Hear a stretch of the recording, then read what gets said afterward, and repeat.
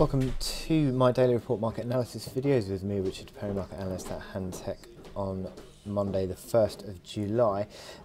We've got risk positive throughout the market. We had this G20 meeting over the weekend, the summit where President Trump and Xi of China met and to discuss trade really, and the fact is that the outcome of it is that they're going to resume the trade discussions. It seems as though that they're back on a path towards a potential resolution of the trade talks and the trade dispute. The tariffs have been put on hold in terms of the extension of the tariffs. Obviously, the current tariffs levels are being maintained, but the deterioration in the outlook seems to be tempered for now.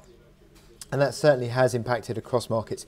The big move coming in safe haven plays we've seen in the commodities. The big one to look at is obviously gold. That's down $20. That's below 1400. I'll talk about the technical implications of that in a bit. You've also seen the Swiss franc weakening quite sharply, and also the yen as well coming under pressure. Pretty much across the board that the dollar index has jumped. Dollar's performing well across all the major currencies. You've also had out this morning, which has impacted on the dollar moves, or certainly on the pairs moves, has been the manufacturing PMIs. The Eurozone PMI slightly downwardly revised on the final reading, but also look at this, the UK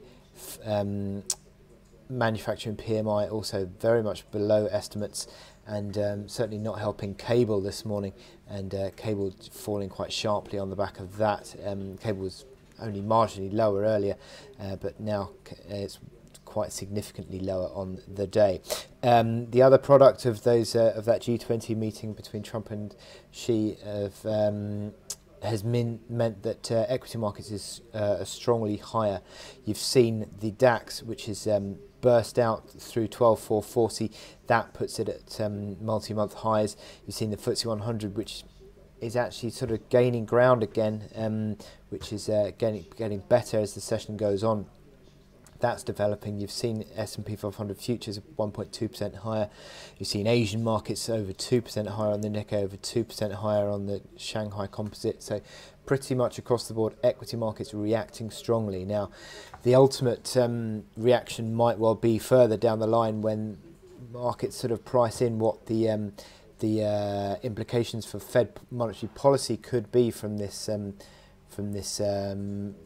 meeting between Trump and Xi, and it's going to be important, I think, in the fact that if it starts to rein in expectations of rate cuts, then we could see equities just starting to that bull run to lose some steam. But for now, certainly it's higher, quite strongly higher as well. We've seen bond yields are ticking a little bit higher, although just coming back a little bit, still around that 2% mark on the 10-year. So nothing too decisive yet on the bond markets, but equities and currencies are making a move today.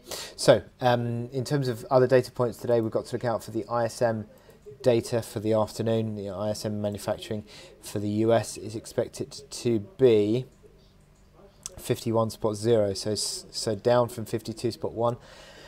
And yeah, it'll be interesting to see if that disappoints to the downside this afternoon. So my chance today is actually the DAX, and what we've seen is the DAX, which has broken out, as I said, above 12,440. Big breakout. Now we've seen that flagging higher. That target from the flag is 12,645. Not a million miles off hitting that early doors today, but came back a bit. 12,620 was the high before coming back. But there is this big gap open. Now, how the market responds to that gap is going to be important in the coming days. Obviously, 12,440 is initially the support, but the gap actually comes back in at 12,408. So a couple of levels there to work with. But look at the strength of the momentum indicators. Stochastics crossing back higher, MACD lines accelerating away again, and RSI in the high 60s. There is certainly room for this bull run to go still. 77, 78 was the bull run point in May, where it started to turn and move lower. So there is still upside potential there. You can see on the hourly chart where we broke out above a consolidation this morning. That obviously is the initial, the breakout level is the initial support. Today's low 12,541 before you get to 440, so there is a little bit basis of support starting to build, but obviously how the market responds to this opening gap higher could be crucial, because gaps do tend to be filled, and that needs to be considered.